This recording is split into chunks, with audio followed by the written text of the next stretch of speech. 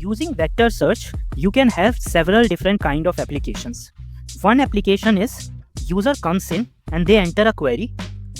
Based on that query, you basically turn that query into an embedding and you get some relevant documents from a vector database.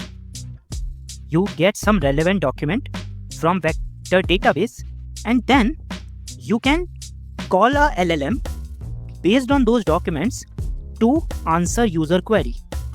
And this kind of workflow is known as traditionally a RAG-based pipeline, in which you take the query, you retrieve, you augment, and then you generate using LLM. That's one kind of use case of vector search. There is another kind of use case where you don't want necessarily to answer the query, but rather want to display all the relevant docs to the user.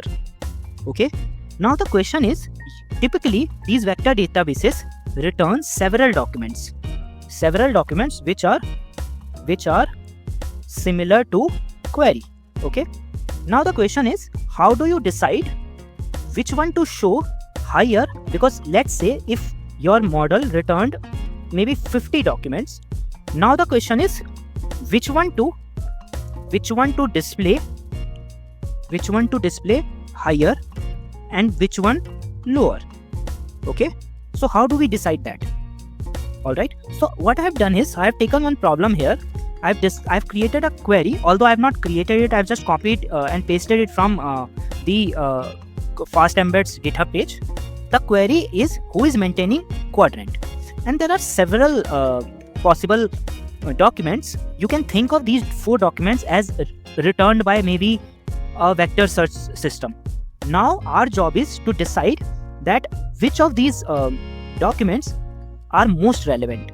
Okay, although you might say that when we are returning it from vector databases using vector search, we can possibly look at cosine similarity, and that's also one approach which we can use. But I am suggesting here one alternative approach, and that is using a model which is designed specifically for these tasks, and that model is known as cross-encoder model. Now these are specialized models which are trained for this kind of task, and their training data looks like this. So we have a query, and we have an answer to that query, and the output is a similarity score. Okay, so what happens is these cross-encoder models are trained on such kind of training data, and we don't have they are not trained on only one of these pairs. They have billions of such pairs. So billions of such training data, and a BERT-based model is used to train these models. And what we get in return is we get a score basically, which basically tells us which model is most relevant to the query. Now you might be wondering at this point that there are, again, as I have mentioned, the vector search metric itself can be used to re-rank, and that's one of the approaches. I'm just suggesting one approach, which is cross-encoder based approach, and another possible solution could be maybe feeding this entire thing to LLM and basically asking LLM to tell us that which one is the most relevant and maybe rank this in based on the relevancy. But LLMs might be subjective in nature, and they might not. So for example, if I'm having 50 docs which are really huge, and in that case LLMs might not be very good at exactly giving us the numerical measure. And what cross-encoder model does is they gives you precisely the right kind of numerical measure to tell you what exactly is the similarity between the query and the document. So without further ado, let's get started. So I'll just install it, and I will just copy paste these two things. And see, I'm using FastEmbed here, and you are free to use Sentence Transformer as well. But the reason I prefer FastEmbed is because this package is based on ONNX runtime. And the nice thing about ONNX runtime is that this is not dependent upon TensorFlow and PyTorch, and these two packages are really heavy. Okay, if you are low on resources, you might not be very you might not be willing to install those packages on your system. So yeah, so that's the reason I prefer FastEmbed, and it's really fast.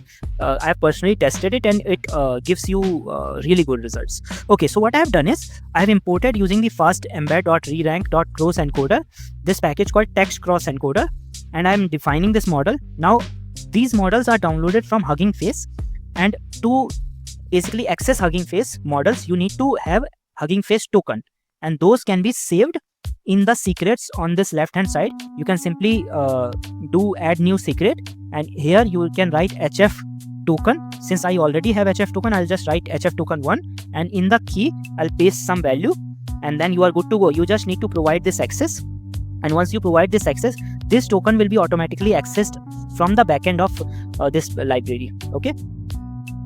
Alright, because this, you see, Hugging Face Hub is one of the dependencies of FastEmbed, and this is used in backend. So that's why you need to make sure that Hugging Face token is enabled and given access to this notebook. That being said, now that we have text encoder, what will happen when I load this model? It will start downloading the model, you see, and it is downloading the ONNX version of the model, and it's around 91 megabyte. Now, once we have the model, I'll take the query, I'll take the documents, and I'll just run it. Let's run it, and let's see the scores. Now, which one is the highest? The second one. And which is the second document? The FastEmbed is supported and maintained by Quadrant, and we can see that query is indeed related to this one. So this document should be ranked higher. Now, where I have written maintenance and where I have written Quadrant, all these are given a negative score, as you can see. Although this negative is quite close to 0, but you see that this is doing a wonderful job, and that is what I wanted to cover in this video.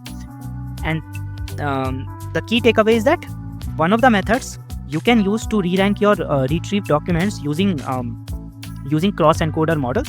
They are really powerful. They are trained specifically for this task. They are trained on billions of query and answer pair, which makes it really exciting and easy to use. Why LLMs might not be a good idea, I have shared my opinion, but you are free to use if you want to. But I think LLMs might still be a best choice, but I don't think vector search cosine similarity would be that good of a solution for this. So thank you so much for watching this video. Let me know if you found something difficult to understand, so that I can cover that again in some other video. Thank you.